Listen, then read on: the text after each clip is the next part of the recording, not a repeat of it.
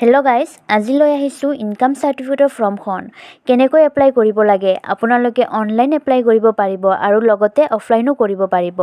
এই ফৰ্মখন আপোনালোকে মুঠতে এপ্লাই কৰিবই লাগিব, য'তেই নকৰক কিয়। বহুতে ভাবে ফৰ্মখন নিজৰ নামত ফিল আপ কৰিব লাগিব বুলি, কিন্তু এইটো ভুল। আপোনালোকৰ ঘৰৰ মা দেউতা বা আপোনালোকৰ ঘৰখনত যোনে ইনকাম কৰে তেখেতৰ নামত এই ফৰ্মখন এপ্লাই কৰিব লাগিব। লগতে ইনকাম চাৰ্টিফিকেটৰ লগত কি নথিপত্ৰৰ প্ৰয়োজন হ'ব এই বিষয়ে আজি আমি জানিম। ভিডিঅ'টো স্কিপ নকৰি শেষলৈকে চাই থাকিব। এইখন হ'ল আপোনালোকৰ ফৰ্ম। এই ফৰ্মখনত আপোনালোকে ফিল আপ কৰিব লাগিব আপোনালোকৰ ডিটেইলছবোৰ। প্ৰথমতে ইয়াতে লিখা আছে, চাব পাৰিছে, এপ্লিকেশ্যন ফৰ ইনকাম চাৰ্টিফিকেট, আয়ৰ প্ৰমাণপত্ৰৰ আবেদন। ইয়াতে লিখা আছে চিহ্নযুক্ত তথ্যবোৰ বাধ্যতামূলক। য'ত ষ্টাৰ মাৰ্ক দিয়া আছে সেইবোৰ আপোনালোকৰ দিবই লাগিব, সেইবোৰ বাধ্যতামূলক, আপোনালোকৰ নিদিলে নহ'ব। ইয়াতে আপোনালোকৰ দিয়া আছে প্ৰথমতে এপ্লিকেণ্ট ডিটেইল, আবেদনকাৰীৰ বিৱৰণ। ইয়াতে লিখিব আপোনালোকৰ এপ্লিকেণ্ট নেম, আবেদনকাৰীৰ নাম। এতিয়া আপোনালোকৰ ইয়াতে ঘৰত যোনে ইনকাম কৰে তেখেতৰ নামটো ইয়াতে ফিল আপ কৰিব। তাৰপিছত দিব মোবাইল নাম্বাৰ, যোনটো মোবাইল নাম্বাৰ আপোনালোকৰ এক্টিভ হৈ আছে সেই মোবাইল নাম্বাৰটো দিব। তাৰপিছত দিব এপ্লিকেণ্ট জেণ্ডাৰ, লিংগ, মেল নে ফিমেল, সেইটো আপোনালোকে দি ল'ব। ৰিলেশ্যনশ্বিপ, সম্পৰ্ক, এতিয়া আপোনালোকৰ যাৰ নামত আপোনালোকে এপ্লাই কৰি আছে সেই ব্যক্তিজনৰ লগত আপোনাৰ কি সম্পৰ্ক, সেই সম্পৰ্কটো ইয়াতে টিক মাৰ্ক দি ল'ব।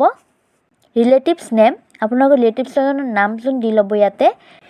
ইয়াতে আপোনালোকৰ দিব চ'ৰ্চ অফ ইনকাম, উপাৰ্জনৰ উৎস। আপোনালোকে কিহৰ পৰা উপাৰ্জন কৰি আছে সেইটো উৎসটোৰ ইয়াতে নামটো আপোনালোকে দি ল'ব। অকুপেশ্যন, বৃত্তি, আপোনালোকে বৃত্তিটো কি, অকুপেশ্যনটো কি, বিজনেছ কৰে নে অফিচত কাম কৰে সেইটো আপোনালোকে ইয়াতে দি ল'ব। ইয়াতে দিব টোটেল ইনকাম, মুঠ উপাৰ্জন।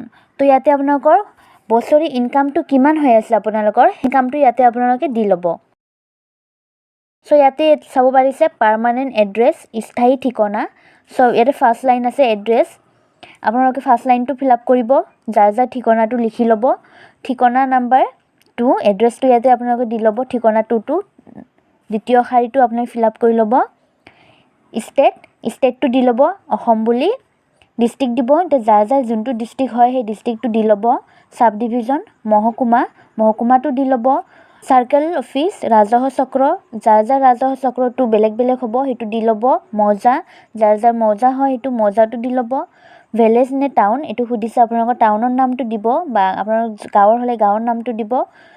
ইয়াতে যাৰ এৰিয়াৰ যোনটো পুলিচ ষ্টেচন সেই পুলিচ ষ্টেচনৰ নামটো ইয়াতে দি ল'ব, থানাটো দি ল'ব। ইয়াতে ডাকঘৰটো দিব আৰু আপোনালোকৰ এৰিয়াৰ যোনটো পিনক'ড সেই পিনক'ডটো ইয়াতে দি ল'ব। এইখিনি হ'ল আপোনালোকৰ ফৰ্ম ফিল আপ, এনেকৈ কৰে। ইনকাম চাৰ্টিফিকেটৰ কাৰণে ফৰ্ম ফিল আপটো আপোনালোকৰ এনেকৈ হ'ব। আপোনালোকে যদি অনলাইনতো কৰিব বিচাৰে তেনেহ'লে এইখিনি আপোনালোকৰ কৰিবই লাগিব আৰু অফলাইনতো আপোনালোকৰ এইখিনি ফিল আপ কৰিবই লাগিব।